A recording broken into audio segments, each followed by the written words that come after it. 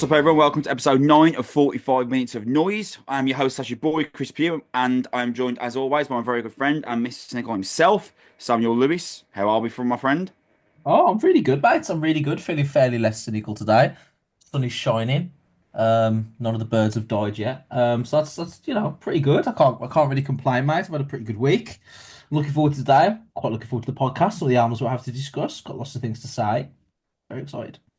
Well, I stuttered twice in the first 10 seconds of this show, so I'm probably doing significantly less well than you. But you know what? Do you know what? I've tried this week, right? I've noticed that I'm a bit lethargic. I am in the morning most of the time. So I Yeah. thought there's got to be a way of me getting around this. There's got to be a way that where I can wake up and don't just feel like the first half an hour of my day is such a monumental, colossal effort. So I looked into it a little bit and I read about this concept of there is no great morning routine. You just need to give A yourself morning something. routine. You just need to give yourself something you're excited to wake up for. And I thought, right, that's interesting. So I thought, I'll tell you what I could do. I'll set my alarm for an hour earlier than I usually do, and I'll wake up and I'll like watch an episode of something that I'm currently watching. And that will then, when I go to bed, I'll be like, right, I'm looking forward to waking up in the morning and watching an episode of insert TV show. Just a heads up for anyone who struggles to wake up in the morning and kind of get the day going to a positive start. It's worked wonders for me. It's amazing. This week, I have watched the Get Gotti documentary on Netflix, all three episodes, superb. I've also watched the two episodes of the Jerry Springer documentary, Oh, is which, that any good?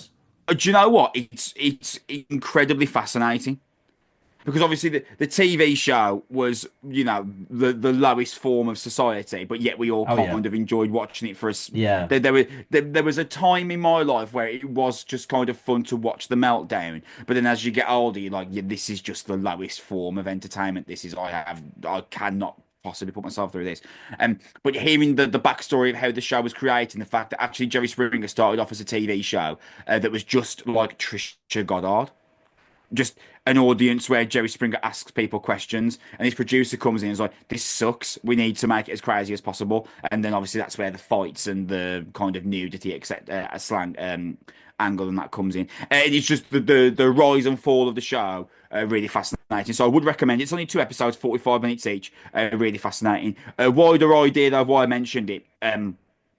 Give yourself something to excited to wake up for, and you will find. So far for me, I've found that it has completely changed my morning routine. I watched Mad Men this morning, the first episode, amazing. Can't wait to do the same thing tomorrow.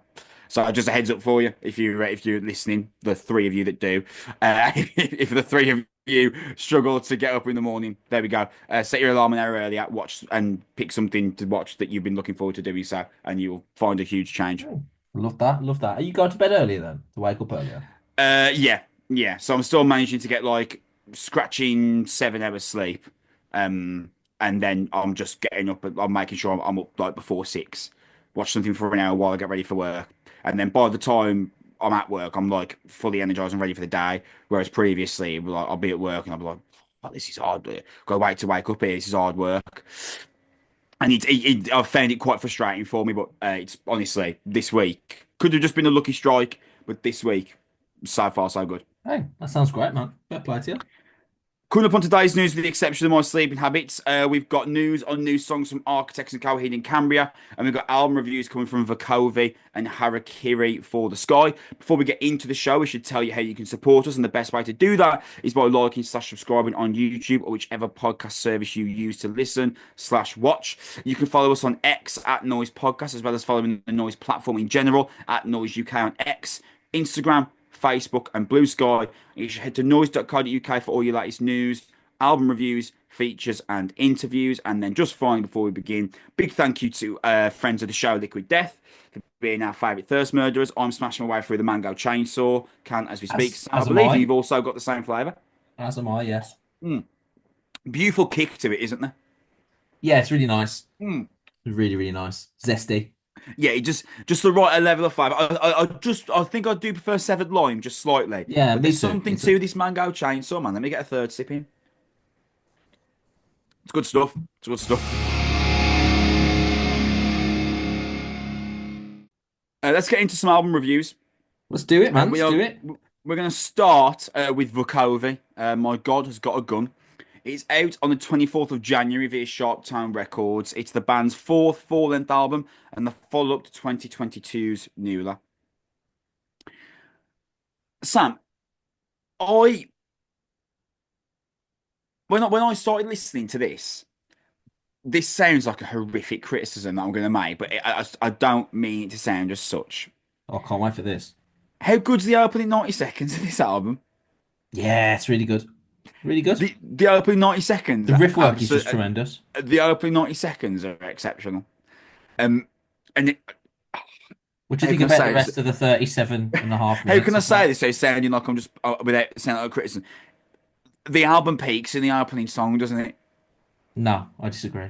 Do you? I feel like the Yeah. first 90 seconds are the best on the album, and I think the album is good. By the way, in fact, it's very Mm. good in parts. Again, I'm careful here to not make sound I'm criticizing the album. I just feel like it peaks very early. I'd be curious to see what would happen if we kind of manipulated the track list on this album, because this is Mm. my life and trauma has this such a ferocious, punchy opening. And I was like, the first time I saw, I was like, here we go. This Mhm. this is going to be like a really fast-paced, aggressive, like rib-punching record. And then it goes into Gung Ho, and I feel like there's an opportunity missed because Gung Ho, good song though it takes the pace of the record and just completely dulls it down because Gung Ho is kind of more measured, and the chorus is decent. It's got a nice hook to it, but it feels kind of jarring in comparison to the way the record opens. And I feel like they had like the album opens with so much momentum, and then it kind of halts itself. How do you feel about the opening?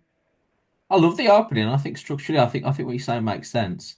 I just think that the more you listen to the more you listen to the record, as further on down you go, you realise that the focus of the band is less what that opening 90 seconds Yeah. provided and much more of what they're looking for from a choral standpoint. Oh I yeah, was this yeah, that is correct. Yeah.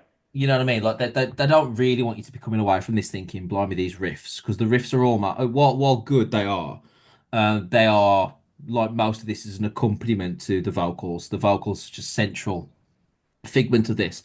I was actually joking, like when I heard the guitar solo on Kitty near the end of the record, I was I was joking, like I was talking to Lauren about it, listening to the record. I was like, the only time they have a guitar solo, even that mimics the vocal line.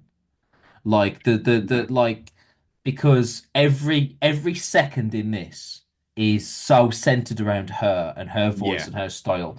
They're like even in intros they're like, all right, when she's starting to sing, like it's like 7 seconds and she'll you know what I mean? And even in the intro, she's like humming in the background sometimes, or like sort of the fader in. She's like omnipresent throughout this. That Rightfully and that so. Janine's got a beautiful voice. Yes, which is bring me to the focus, which is the point, because her voice is tremendous, and this is really good. This is really good. It's Bring Me the Horizon and Bad Omens, and very very not subtly spirit boxy at times. And I think that either the band or the production or the studio engineer or inherent record label folks have definitely um spoken about the need to prioritize her in the songwriting, I would assume, because this is what is coming across. Because you immediately think, oh, this is kind of like Paramore with more riffs, and then you start thinking, oh, it's very Spirit Box and all that type of stuff. But as it rattles to this album, this is like there are some really, really good songs in here. So from the opening, to sort of revert back to your initial question. Life of My Trauma is excellent. The guitar sounds fantastic, and the riff work is just superb. And I agree that Gunko sort of takes that away a little bit, but there's still a great chorus. There's real moments of legitimate heaviness, especially the conclusion. Um, if you listen to like My God has got a gun.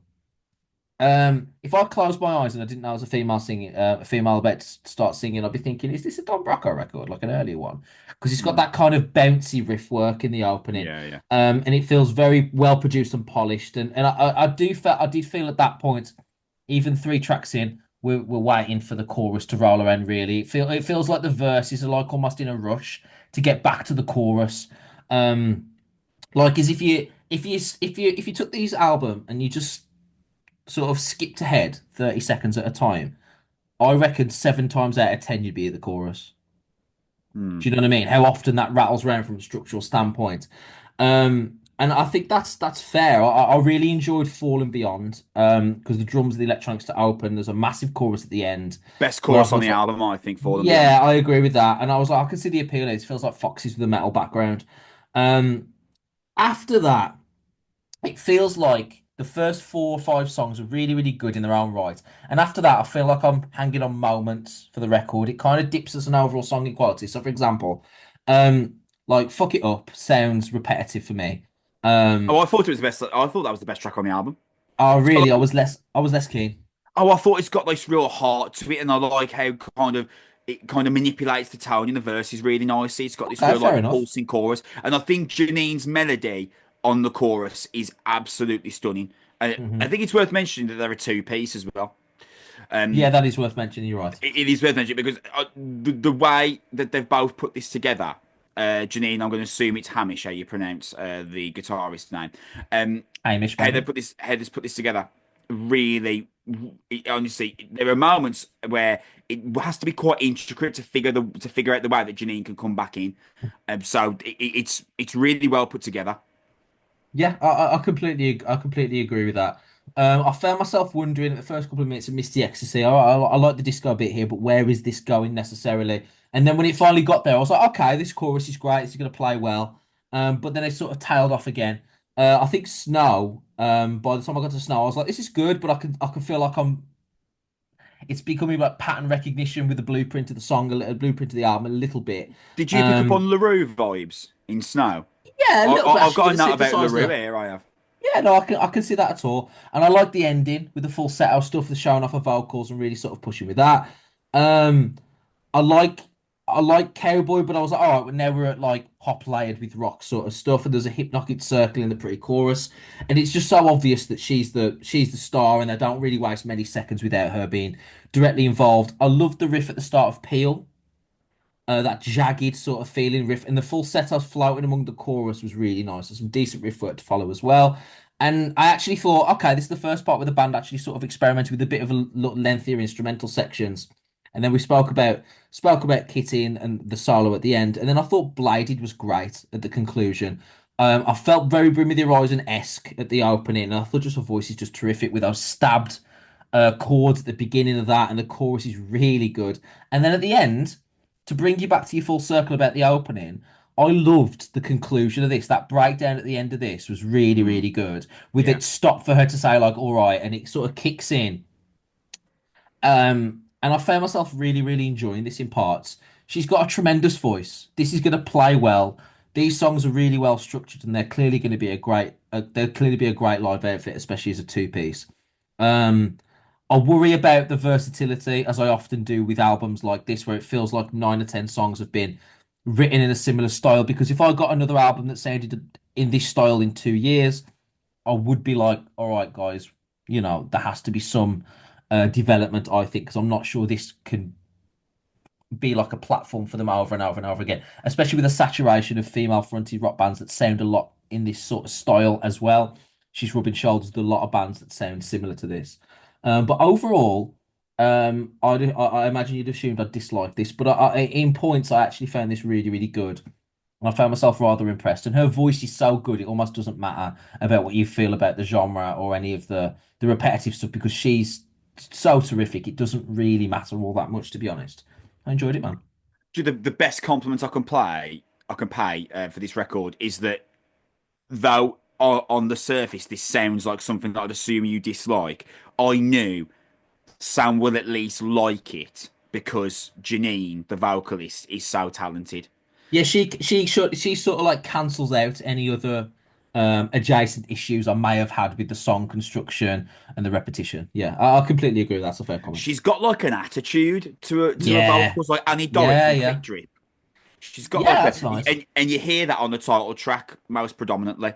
She's got like a Yeah. real sneer and bite to her attitude to her vocals, but then you've also got like her soaring melodies that she can use as well. Like she flits somewhere between sounding like a sneering, kind of sardonic, sarcastic tone, all the way through to these beautiful ballads that she can just burst out of nowhere. She's a real talent, man. Janine Shilstone, the vocalist. I agree. For Misty Ecstasy, you said it was one of the tracks that kind of fleeted past you. Misty Ecstasy is, I've got the note here. I'm curious as to how I would have felt about this album if Misty Ecstasy was the second song. If Misty Ecstasy Yeah. followed This Is My Life and My Trauma, I'm curious how it would have taken the opening of the album because Miss X is a bit more forceful. It's got like a bit more of a punching tone towards it. But like for me, obviously it takes 20 minutes to get to Misty Ecstasy. So I feel there's a slight I think this album's good and very good in parts. But there's a real opportunity that they missed out on with not having Misty Ecstasy follow This Small Life and My Trauma.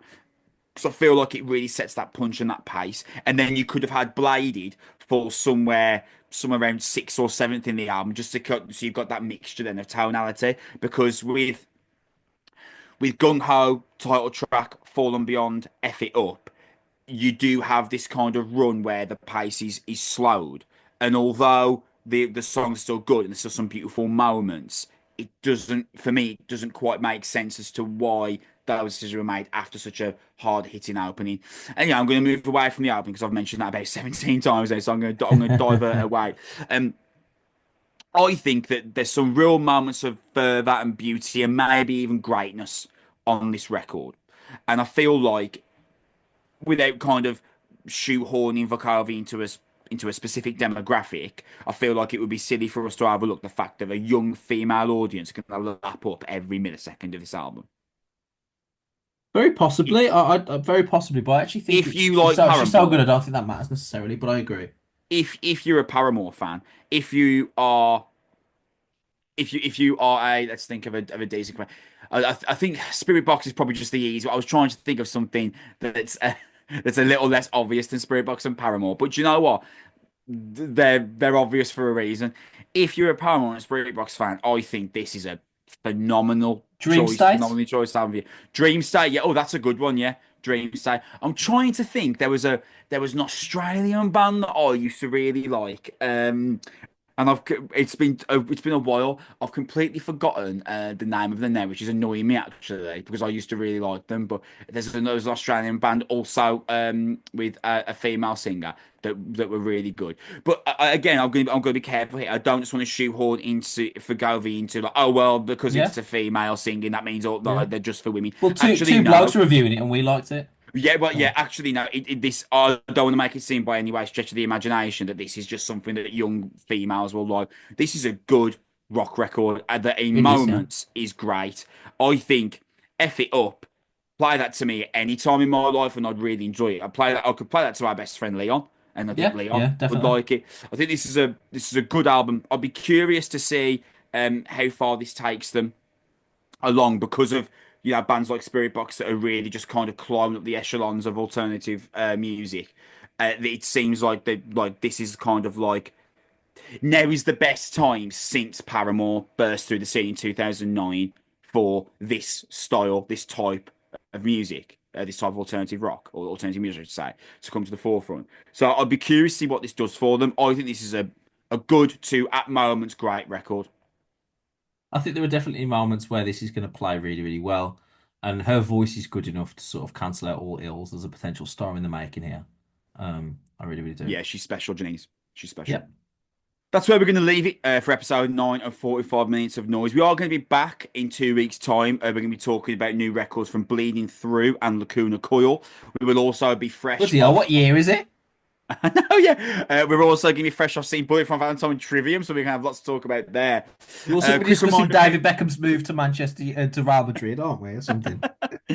um, quick reminder how you can support us. You can support us by liking slash subscribing, depending on whichever service you are using to listen or watch us. You can follow us on X at Noise Podcast. You can follow the Noise platform in general on X at Noise UK, Instagram, Facebook, and Blue Sky. You should head to noise.co.uk for all your latest news, album reviews, features, and interviews. And one final thank you to our friends Liquid Death for being our favourite thirst murderers. Thanks for being along for the ride for this episode. We are going to be back in 2 weeks' time. Keep it heavy. We will see you in 2 weeks to talk about Bleeding Through and Lacuna Coil. Take care. Bye.